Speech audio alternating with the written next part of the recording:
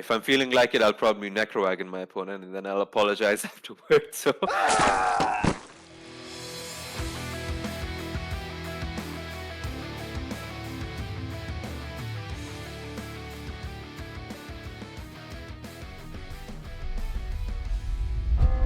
So this would be episode 4 with the man, the myth, the legend, the Indian Crypt Lord superstar, NorthDrakkar, who's a Group Q legend.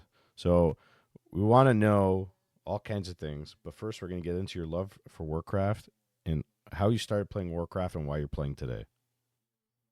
Oh yeah. Thanks for the nice introduction. Yeah, I got into Warcraft pretty much around high school. A couple of my school friends introduced me to it, and then obviously we didn't own the game back then because we're just students, but we used to play on patch 1.26 or 1.27, and yeah, it was really fun playing against each other because all of us sucked, and playing essentially on LAN was a really cool memory. Like we used to do wacky strats that are not even close to meta, like mass witch doctors or mass frost realms. Pretty much what you normally see from I guess what a 600 or 800 MMR player would play, and then yeah, we kind of lost touch with Warcraft over the years, and then Reforged came out. I didn't exactly get the game then, because I was looking at how much of a disaster Reforged was. Right. And obviously, across the years, I used to still watch back to Warcraft, still try to keep up with Warcraft a bit, because I really enjoyed the game, and watching the games was really fun for me. Heck, I still enjoy watching games and love watching replays as well. So yeah, and then when I was doing my masters, and then I finally got a bit of money from internships and scholarships and whatnot. I thought, yeah, fine, fuck it, I'll buy the game now. So yeah, I bought the game. I still sucked at the game, and yeah, a couple of weeks playing in, I heard about Fountain of Manor, and I think season 3 signups were about to start. So uh, I logged into my Discord in forever, and then I messaged One2 and I asked him because I wasn't sure on how the league works. So Mm-hmm. yeah, I messaged One2 first. I asked him that, hey, I know this is an American league and all, but is it okay if I play, or what happens? I'm only 600, 700 MMR, I think.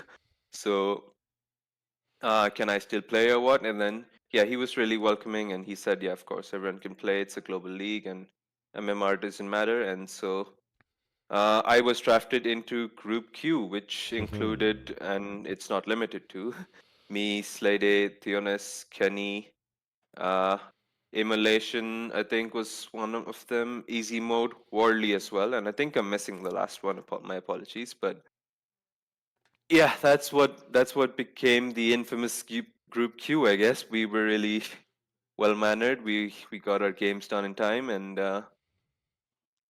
yeah, it was really fun playing my first league, and I was a couple of weeks into Warcraft, so I guess even I wasn't properly calibrated maybe at that time. So I ended up sweeping the group, but I lost a few maps here and there to like Slade and Warley and Immolation as well. Very, And yeah. yeah, even when I was playing the finals, I was up against Slade. And I remember, and this is pretty much imprinted in my head, and Slater never lets me forget it as well. So game one, got an expo. I rushed up to, and Slater was playing random. He rolled human, as always. Yeah. I rushed up into his main base without a TP, and he kind of trapped me in, and uh, I regretted not having a TP then, and from then this has been kind of a life lesson. Always have a TP when you're rushing across into someone's base. And yeah, game 2 and 3 was really close as well. Like I think I got lucky creep checks because I had a shade on him, and that's what got me the win. But yeah, that was really fun, and yeah, that was the Group Q story. And We were so friendly, and we talked a lot in the group chat so much that one, two, and the other admins decided that we could keep this as a separate group chat and will not, nuke the whole group channel. So that's the hidden story behind the whole OG group Q. Because It's even finally after out. season was yeah, even after season was over, we still chatted. We were still good friends. We would play custom games, For Rush, Want to, a lot of the admins. Baron, I think, is still in that group. So, and as the seasons progressed, as we got through Fountain of Mana season 4, season 5, we kept adding new players to the group, to like the OG group chat. Like BP Woody is one. We added a few more. I think Moose was also one. Pain over the years. So we kept on adding cool dudes who were lower MMR, and we just had a good time. Yeah, not always talked Warcraft. We talked maybe family or friends and family and stuff like that. So So what you're yeah, it telling was me just is that Warcraft is more than Warcraft. It's community driven. It's friends and family now. yeah, that's true actually. And I think that's what's been keeping the game together. And I think generally that's been the theme since of the guys we started talking to already is they played the game, they left, they came back, they sucked, they got better, or some people did, and they stayed for the guys, they stayed for the community, and then Jim, Fountain of Matter, back to Warcraft, kept the game alive with the way the guys have been running tournaments and casting and all that stuff, and finally we got the infamous Group Q story. The Slay Day always talked about it, but we never really. I didn't really know. I'm like my Group Q. He was there. He was Crypt Lord, Master NorthDrakkar was there, and he was amazing. And he was a Group Q legend. And now I know, so I'm happy about that. Going forward, how long? Because I mean, you've pushed the 1800 mark. It was last season, correct? So how long did it take you to really get to like 1500? Uh, I'm not exactly sure on the specifics, but I think I got to 1500 within a year, maybe. Oh wow. Because I think, and yeah, I remember Slater saying something that once the whole Group Q season ended, I was high enough MMR to be uh in contention for like Group O or something, or Group P. Basically, he was saying that when this season started, I sucked, and then when the season ended, I was good enough to be on the next group or something. So I'd say, yeah, I'm not exactly sure when I hit 1500. I think it was a year or something. Because I do remember right after Fountain of Mana, we had the GNL season, and then I was on the very first, infamous Jabba team, and Jabba, with his bat soup and Jabba put his pigtail in your mouth, all that motivational training. He and the other coaches got me up to 1500, I think, during that GNL season. Well, that's pretty impressive, though. Like pretty quickly, you jumped up to 1500. So motivational trading, exactly, Williams. This is the most wholesome Warcraft story he's ever heard. And Darren said he thought the rule of Group Q chat was not to talk about Group Q chat. So there you go. There's some guys from the Twitch chat. Oh wait, am I gonna be expunged from the group now? Mm. I don't know, guys. You think you're gonna kick him out from the original group now? What do you say, Slay Day? Netflix is shitting the bed with this broadcast. Hey, what can I tell you about it? But so going forward, and I've gotten to know you and some of the guys because I haven't been around too much. But I NorthDrakkar is grandfathered in. Perfect, Slay Day. You've got involved in the GNL training, coaching, admin stuff. Tell us a little bit about your motivation behind being adding a little bit more responsibility to your plate and in the Warcraft community and trying to help out. Oh yeah, I mean, firstly, you talked about how we got to know each other, and I think I remember the first game we played. So, Yeah, and yeah. if I'm not wrong, I think it was 1-2 Cup where 1-2 was doing the the 2v2 random draft, random race Yeah, cup, yeah. and we both were matched together on a team, and we're playing on Twisted Meadows against some really good 2v2 players, and we're like, okay, let's just see how it goes. Maybe we get two different races, one of us expos, and we both rolled human, and that was the time when Todd was famous for his opinions on human, and we're like, yeah, we both of us have never played human, and then we're going through the build order, and we're trying to talk each other through, and then we're saying, okay, I just made an altar, now you make a farm, now you make the third farm, and so on, and we got our asses kicked during that cup, but I think Todd would be proud. Two humans on a team losing. Yeah. That suits his agenda. But yeah, regarding the community, I'll always want to help out, and even when I was not an admin, I liked helping out people, with, let's just say, the bot commands or the rules and whatnot. So yeah, I think 1-2 decided that I would make a good admin, so he put me on the chair for the Founder of Mana community, and obviously I'm still playing and all. And yeah, recently uh, we didn't have that many active uh, coaches or captains. Like a few wanted to take a break, and I know Link wanted to take a break, and then a few other captains as well. So I popped in and I told Baron that if you need an extra captain or coach, I'm always around, and if not, I'm always gonna play as a, I'm always gonna sign up and play as a player. So yeah, he put me in with Ember, so it was a really cool season. Two undead coaches, totally not biased against human.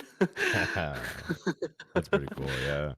Well, that's a Yeah. good segue into the undead situation because I started playing more undead thanks to you and Slay, and I pushed now my highest MMR is with undead at 1538, which I made in the last couple of months, and struggling with orc. Even though my orc gets up there, close to 1500, my undead's pushing it, and I've been kind of copying Slay and you a bit and taking your lead, but given that there's been all kinds of changes with Warcraft and patches, and I personally think that we're in probably the most balanced version of the game to date in this iteration. But let's talk about Crypt Lord and your forever passion of Crypt Lord and why undead and why Crypt Lord.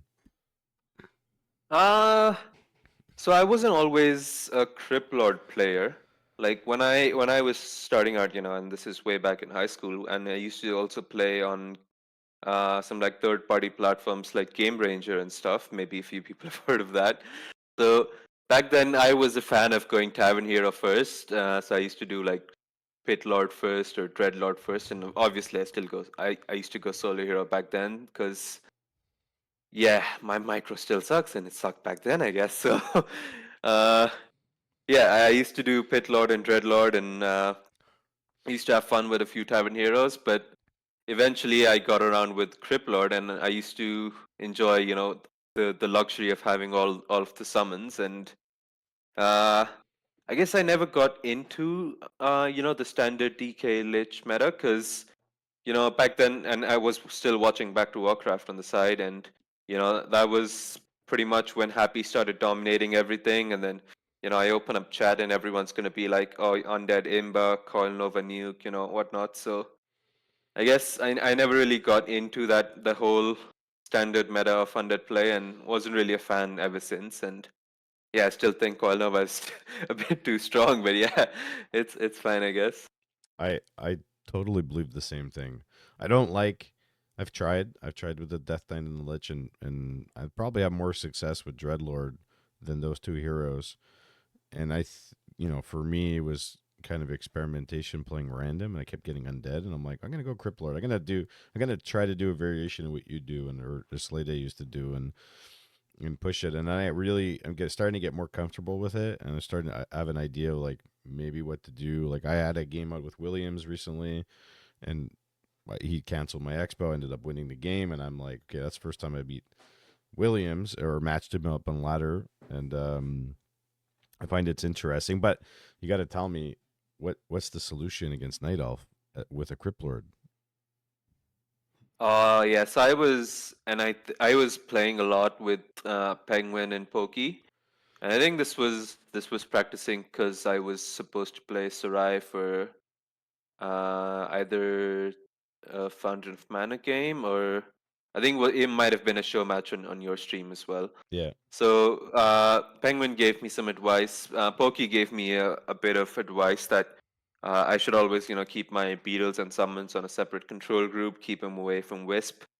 Uh, he also did say that once the game starts, when you get a few beetles out, always send the first few beetles to harass wisps. Like, never keep all your eggs in one basket because you don't know when a wisp is hiding somewhere around the map and you're just strolling through and kaboom, a detonate gets all of them, and then suddenly the demon hunter gets a truckload of experience. He's level 3, and then the game could spiral out from there. So that was one advice I got from Pokey and from Penguin and from all of the night elves that I played. One, two, Haster. I'm probably missing a few, but yeah, I tried. because I really applaud good night elves who use their wisps against me. Like I hate it, but I also applaud them because that's the way to beat me, I guess, with night elf is to use the wisp properly because they can be so strong early on, and I think you might also agree. It's frustrating when you lose like four beetles, two skeletons to one wisp that decided to blow up. It's such a pain in the ass. But you need Yeah, you need to expo with the Crypt Lord. Like 100% need an expo unless you're going to go to all in or try to do before the 9 minute push. And so if they come in and detonate your summons that you're using to help creep and expand, you're screwed because the demon hunter scales so high and he could solo all your ghouls, all your beetles, just immolation and invasion. And on top of that, maybe he doesn't. Maybe he gets mana burn. Like, what do you do? So for that, I'm struggling with that, and I think I'm gonna take that advice that you got and try to do that. Keep my beetles in a separate control group and separate them and see how far I go, and then I'll let you know. yeah. Hopefully it works out. But yeah, I was trying out expos as well versus night elf. I sometimes go for an expo, sometimes for a tier two push. I think it mostly depends on the map and maybe on my mood. I'm not sure. I mean, if I feel like I could get away with an expo, yeah, I'll do it. But yeah, I don't have like uh, an algorithm set in stone on what build I'm gonna do when. It's just if I'm feeling like it, yeah. I mean, if I'm feeling like it, I'll probably necrowagon my opponent and then I'll apologize afterwards. So yeah, that's E- that. even though Night Elf has a wisp for detonation, it seems like a good idea to necro push them with wagons, just because they're gonna run out of wisp at some point, and then they're gonna have wood shortages. Yeah, yeah. I mean, I used to do that before.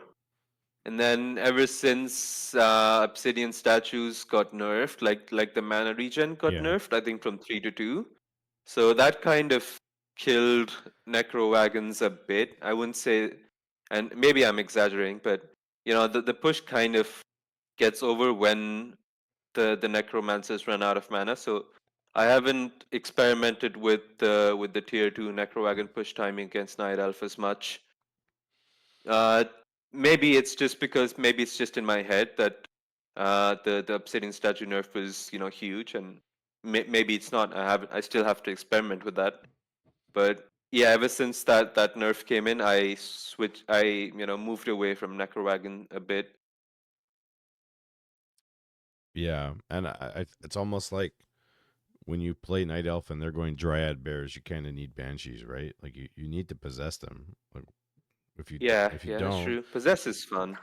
well, I think it's the best unit in the game. But speaking of which, I've told the many of the guys already. I think Banshee's the best unit in the game. What do you think is the best unit in the game? Ooh, that's a tough one. I think I have a few. Banshees are up there, as you said. Yeah. Yeah, Necromancers as well. Because I think all of their spells are really cool. Uh, I think Slade, if he's in chat, he's a huge fan of Cripple as well, yeah, and he kind of innovated the whole Cripple meta. Apart from Banshees, Necros, I think I'd have to go with Fiends because I'm really into Fiends. I like the big spiders. I think they're pretty versatile. They're easier to micro for me at least.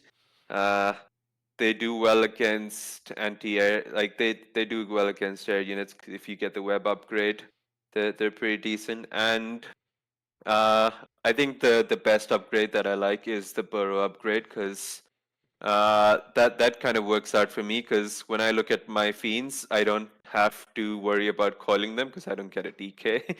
So I just burn them out, and then once they're half HP, I burn them back up, and then it kind of forces your opponent to get dust or to get reveal, and yeah, I just really like that interaction. I think Burrow is probably the most underrated ability in the game. Oh yeah, and because it also works on beetles, so Yeah. I can always burrow beetles at each expansion, and then I know my opponent's looking to set up a cheeky expansion, something like that. William says one gyro, baby. He just needs Oh, one yeah. gyro. Unless he Yeah, gets I applaud human players who get a single gyro because they see me burrowing 9 feet. That's really well played, by the way. but And yeah, getting rid of the gyros means I have to get web. So then that kind of forces me to get upgrades and forces me to micro. So it's an interesting dynamic. it's a chess game basically. You get this upgrade, I get this upgrade. You get this unit, I'll get this unit. Yeah, I think that's what Warcraft is and what it should be. It's really fun Yeah. when you kind of keep countering your opponent and then your opponent counters you, and then eventually you're gonna have to come up with an optimal army, and then yeah, that's what I find really fun about Warcraft. I just like changing my tech constantly and screwing people up. Right, Williams? um all right. Well, going forward, that's your best unit. And guys, don't forget if you have any questions and you want to put them in chat and they're reasonable, we will ask Mr. NorthDrakkar. But who is your favorite player in the scene? I'm gonna have to go with Cast hands down. And Jabba introduced me to Cast, by the way. Oh. When I was in my first GNL, I mean, yeah, first GNL season, I was in Jabba League team, and I used to play against Jabba, and of course, it's emotional damage when he blows up all my beetles, and then he always told me, why don't you play DK Lich? Like Crypt Lord versus Night Elf is hopeless and whatnot. And then I said, no, I'm gonna stick with Crypt Lord. And then he said, only Cast can help you now. And then I threw a random message because I didn't know who Cast was back then. And then I threw a random message to Cast that, could you please help me out or coach me? And then uh, Cast responds by, wow, you play Crypt Lord first 100% of the time. I'm in.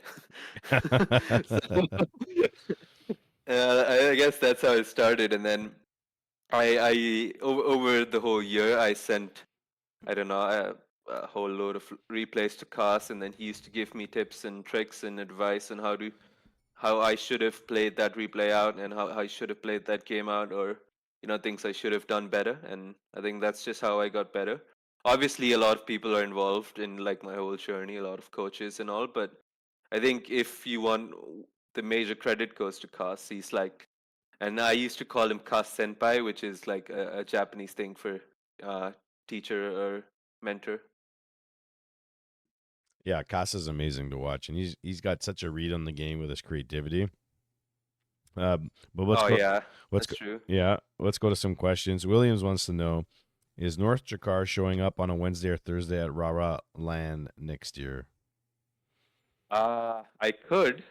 I really want to. So It's possible, Williams. hopefully, yeah, hopefully I get the free time. I can get away from work, and yeah, I get the tickets because the tickets sell out like hotcakes. And then uh, looking how Warcraft is, getting the whole 2.0 upgrade, I'm feeling like they might sell out even quicker this time out. So yeah, hopefully I get a ticket. Hopefully I get the time off from work and family and all. So I could definitely come.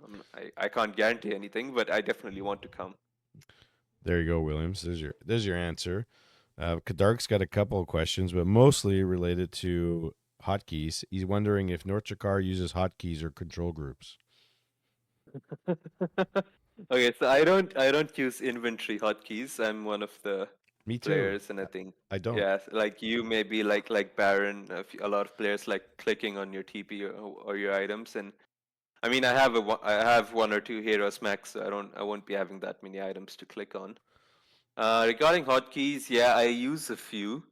but only the ones that I need for me. Like I put my production buildings and I put fiends and statues on one hotkey, and then I just go to my production building, click that hotkey, tap to the next production building, make a statue using the same hotkey. And I guess the other hotkey I use is burrow. I haven't changed it. I think it's still on the default B. And then whenever I need a burrow, a fiend, or a beetle, I just press B, and then I move on with my regular A clicking. Are you using the standard Warcraft 3 layout on the keyboard? Yeah, yeah, I think it's pretty much the standard. But for hero spells, I put it on the QWER Okay. layout. Okay. I use everything And QWE. Yeah.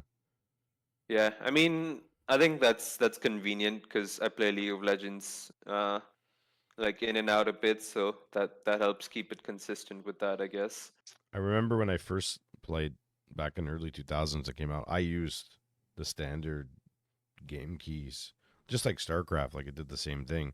But then coming back all these years later and trying to play with players that are getting better, and I find everybody's good no matter what MMR you're at. I found I had to switch to the grid just to keep up. And now it's like I can't play without it. So whenever something gets thrown off, Yeah. and then I tried experimenting with the hotkeys in the inventory, and it just made things worse for me. I'm like, I was kept pressing the wrong button. I'm like, okay, I'll just click on it. Like I'm gonna stay away from that. It's too much, too many clicking. Yeah, I think everyone can relate to that. Like once you have a specific set of hotkeys or a specific layout of your control groups, like funny enough, I keep my heroes at the first control group because I think F1 is a bit too far from my hand, so I don't want to, reach out to F1, so I just press 1 for my hero. Uh, And this may sound weird to people, but yeah, I agree with you that once you have a habit of like control group or hotkeys, it's hard to like switch over, and you might think the pros are doing something else and you want to try that, but the moment you try something different, it feels like a whole new game, right? yeah, yeah. I use my first group is my heroes and most of my units. Second would be like casters. Third would be like wagons or range or something like that. And then my fourth key would be potentially production buildings. But oftentimes, oftentimes I get screwed up and then I run out of control groups or I forget them and think everybody makes fun of me once in a while. Like he's just grabbing everything and sending them. But with Crypt Lord and fiends and beetles and skeletons, it's just kind of like just grab them and send Yeah, them. yeah. Everybody just You go. run out of space for like one control group really quick with all of the summons. Yeah. So I mean, but I get caught up, especially if the game's chaotic. I freaking forget all my control groups at that point. But um, we got a couple more questions for you.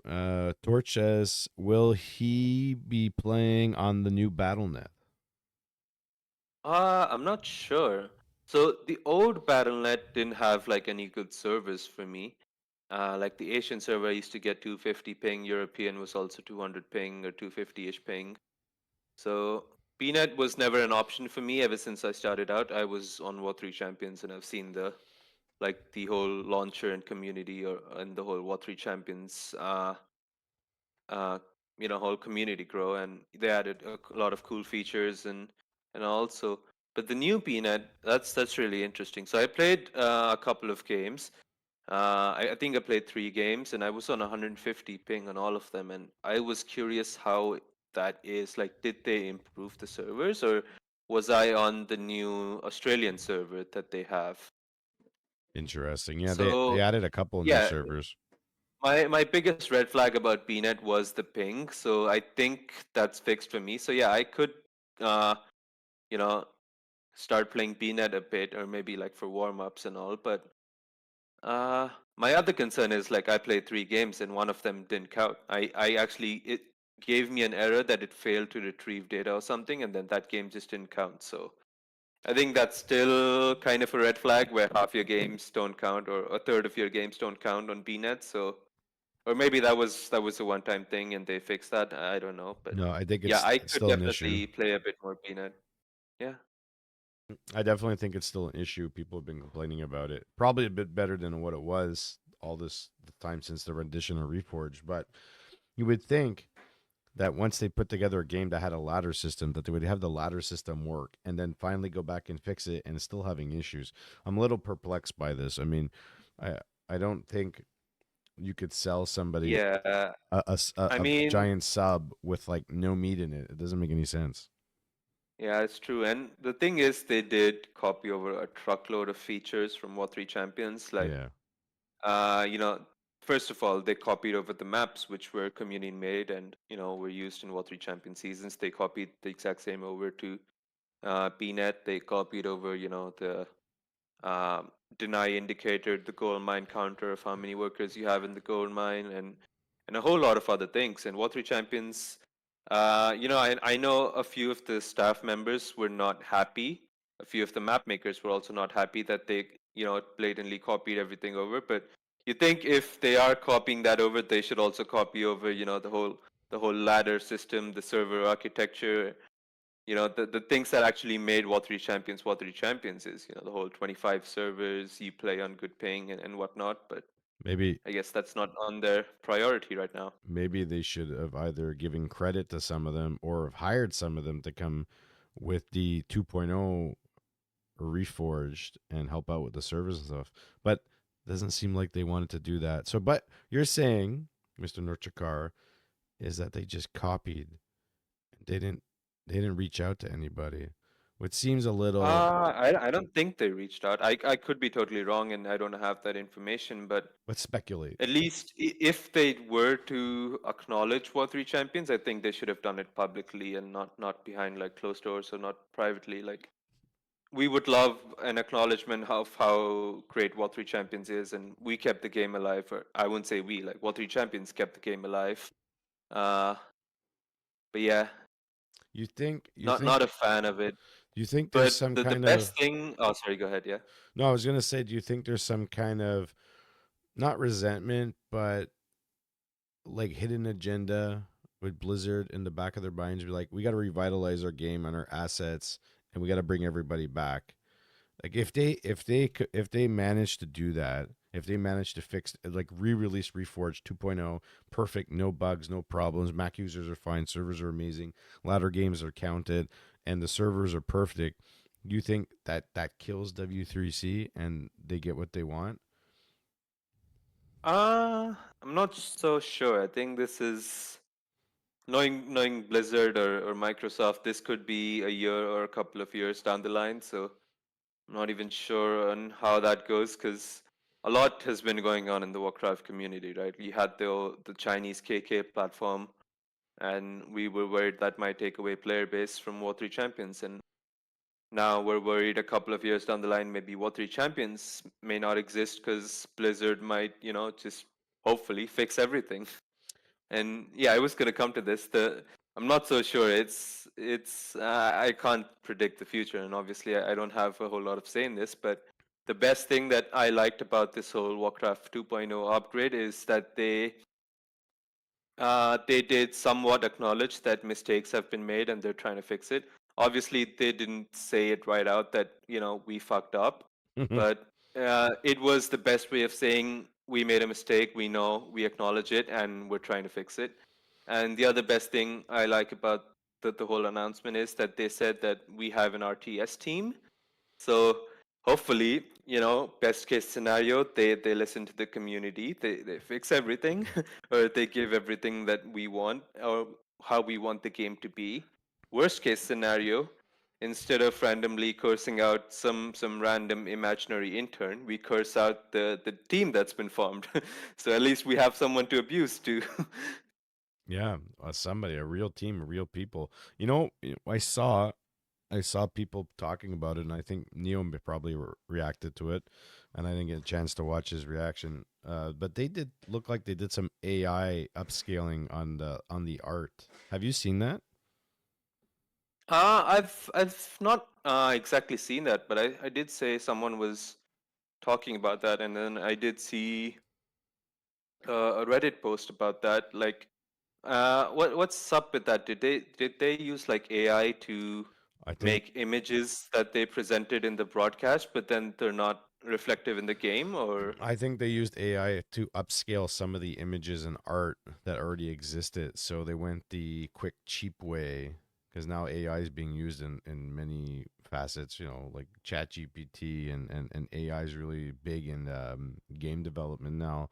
So I saw some posts on X about that, and I was thinking, I'm like, okay, so they probably tried to do it as fast as possible for a lot of things. I don't know to the scale of what AI can do for them in terms of gameplay and programming, but there was that. There was also a post on X from one of the Chinese orcs, I believe, who, and the name eludes me now, but he mentioned something about how the graphics for Reforged don't necessarily translate to W3C and to the new Chinese, let's say, server KK and that kind of stuff. So, you know, Blizzard went out of their way to do all this stuff, but they don't take the other communities and the people that be keeping the game alive into consideration when they're doing this stuff. I know it's their game. I know it's their assets. They could do whatever they want. They could take maps that are made by people because they technically own the content. So yeah, I mean, I don't know where it goes from here. I always say knock on wood, and I would imagine that an RTS game like a Warcraft 4 would be on the horizon in the future because at some point you can't just keep reimagining your old assets or your old games and repackaging them and selling them because at some point it's not going to work anymore. You won't be able to do it, and you're going to have to make new content. Hence Diablo 4, hence all the WoW expansions. At some point, you'll probably get a StarCraft 3. Maybe it's not now, hopefully, yeah. right? So, I mean, I can see why, and if they did go for the AI, whole methodology, I can see why they did that. I work in AI myself, so I guess I'm a bit biased towards it. But yeah, I understand if they did that, why they did that. But I also understand, the other side of the story where, you look at community like Hive Workshop, for example. They've been making custom models from scratch or using the base models, and then they've making custom models. Hell, I even saw something that some guy made, a whole campaign for like the Naga race, or they're making a fifth race, and they're not using AI. They're putting in a lot of work, their own free time to do this because they love the game, and you expect the game developers to also have that feeling. So I understand both sides of the coin. well, we'll see what comes of this. I mean, everybody's been on their tails since the patch and since they've released everything. Personally, Yeah, especially Neo, I think, because yeah. I saw he tweeted out that he's got what 100 pages on his PowerPoint of bugs and issues that he's probably gonna report to the developers. So shout out to Neo as well, and to Grubby, and to all of the people who keeping the scene alive, especially you, Mr. Mike. And I was gonna say this before. You've done a lot for the community as well, I feel. Well, I appreciate that. I am nowhere near to the level of everybody else, but I feel like I could add a little sliver to the pie, or at least cut a little pie out for myself to participate. And I mean, it's about the participation in the community because otherwise I wouldn't be doing this. So, um, there was a point I wanted to make about that, about Neo, and about what they were doing, and it eludes me now. But it had something to do with the gameplay. But going forward, I really hope that they get on board and start reaching out to people in the community, the company Blizzard, and saying like, okay, we need fresh ideas, we need people involvement, credit them, pay them, do whatever you want to do things properly because a lot of us are not young and some of us are older, and but there's also a lot of new kids out there that potentially want to get in the game, and you want a fresh you want you want fresh meat, but you want fresh meat to continue the trend of Warcraft. Like at some point, like even WoW gets stale. And can you sustain a game that charges people monthly to play forever? Well, at this point they have, Yeah, but you have to constantly bring up new content, and I think they did that with WoW, with all of the expansions and all. But yeah, it's hard to do that with Warcraft. I think they're trying to go with the monetization route slowly. They introduce skins, maybe we get like a battle pass or we get paid skins or and whatnot. Yeah, But I guess for all of that to work, you need reforged graphics or classic HD graphics to be a bit better, or for people to actually start playing on those, and then they're gonna get the skins. it's amazing. It's amazing that they really screwed up Reforged the first time. I don't want to say screwed up Yeah, this time, but really didn't get off to the right start with all the bugs and the problems they're having now. But they really did Diablo 2 justice on the remake. That was good. And then even StarCraft, the remastered version and all that stuff, like they did good for what it was. They did all those justice. And then this situation in Warcraft, they didn't, which is really strange. But at least to some degree, they weren't just focused on Warcraft 3. They remastered for Warcraft 1 and 2, and for the most part did a good job. But like, let's say Mick Craft on X on YouTube, he also mentioned that they screwed up the graphics, not taking into consideration, the original, was it 16 by 10 or the proportion of the screen size and the graphics for resolution, because they originally used like, was it 320 by 200 for long pixels for the art, and now the way they remastered it, they stretched it out. It kind of like squished the faces down, so it kind of changed some of the game a little bit. But at least like if you go look at the battle pass, if I were to buy the battle pass now, I think it was what 53 we said, or 59 Canadian. And if I were to buy it, because I already have Reforge, because I never turned in my I never asked for a refund for the Reforge. It's like 33 Canadian for the battle chest for like Warcraft 1 and 2. And if all intents and purposes, and I've said this before, if everything works and it's fantastic, like take my money. Like I can, like I'll I'll buy whatever they put out again. But now they just did this, and they have no other Warcraft RTS games to remaster, and I don't think they're ever going to fix it properly. And to me, they're going to have to make a new game from scratch with a new engine and AI. Maybe I don't know how it works, but maybe with AI, maybe with a new team, maybe with a new direction. Um, Personally, I know society's changing. I know a lot of being a teacher.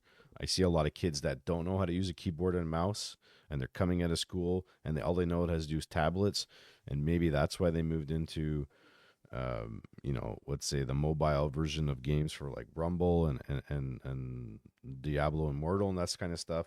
But I don't think RTS is dead. I think RTS is alive more than ever. There's more RTS games coming out now.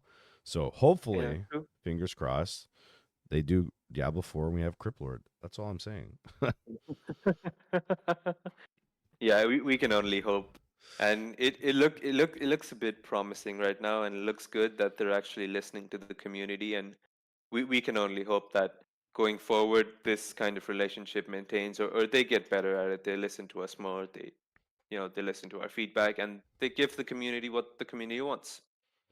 Exactly. If anybody else has any other questions, feel free to ask, even if you think they're a little bit silly. Another question for Mr. NorthDrakkar: why is your name referring to a Scandinavian boat? Oh yeah, I think the whole Drakkar things comes from like, and back when I was in high school and I started playing Warcraft, and when you pick your whole gamer tag, I was a fan of listening to like Viking songs and all. So Yes. I kind of like that music to be like a good background music when you're playing an RTS game.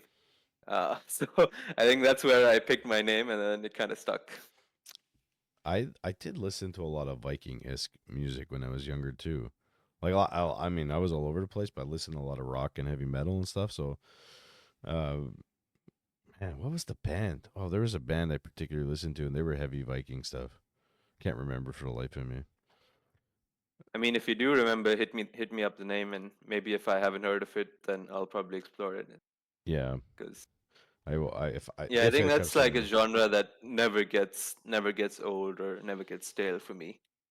No, it's so good. There's so much there's so many types of music that I think don't go out of style, and they just Yeah. fit a particular moment for gaming, for working out, for stuff like that. But yeah. Um Oh my god, I'm losing my voice. I've been sick for a couple days, so like my voice is super scratchy. I sound like I've been smoking for a week. Oh, no, you sound good, but yeah, I guess take care and get well soon. If you're Like still feeling you know, a bit sick, or this working with kids. This was what happens. But going forward, Mr. NorthDrakkar, do you have any? I was going to say advice or tips for all the newbies that are coming out of type of a group Q situation that are 600 MMR and want to get to 1800. What do you think they should do? uh I mean, I'm not the best person to ask advice on how to gain MMR. I'd say stick to what you enjoy.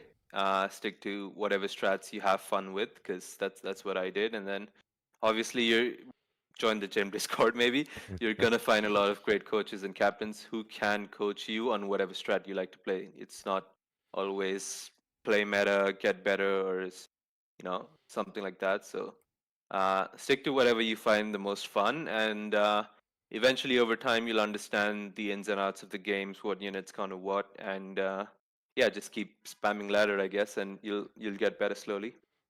Awesome. You want to give any shout outs to anybody before we wrap up?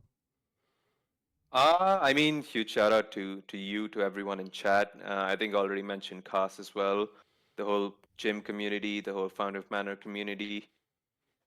Oh my Am I God, missing? I Baron. mean, Shout out to Sarai, according to Baron. I mean, yeah, I mean, people think I have beef with him, but I don't have any hard feelings for Sarai. No, I mean, it's just the whole like rivalry has been built up. Maybe parents pouring a bit gasoline into the fire here and there. So yeah, Baron likes to do I mean, that. I think Sarai is taking a break, but I hope he returns as well. Yeah, of course. Well, much appreciated, Mr. Norchikar, Crypt Lord and Group Q legend, coming out for a Call to Arms podcast. It's been a pleasure, my man. Yeah, same for me. And we'll probably do it again. And you guys, don't forget to subscribe to the YouTube channel for the Call to Arms podcast. And we will see you next time. And might I just quickly add, we're having NA Cup pretty soon, so I hope everyone who's listening signs up as well for that. We are having NA So Cup soon. big shout out to you as well and all the cups you host. Appreciate it, my man. We will be doing that. I will be announcing that soon. It'll be coming before the end of the month. Don't forget to sign up, and don't forget to make sure you pressure Norchikar so he streams more.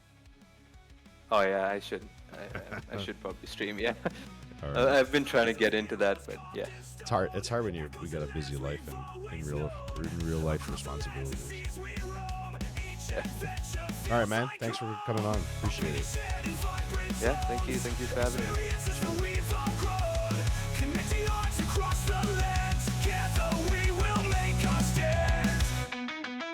Answer the call to arms tonight. In the chaos we find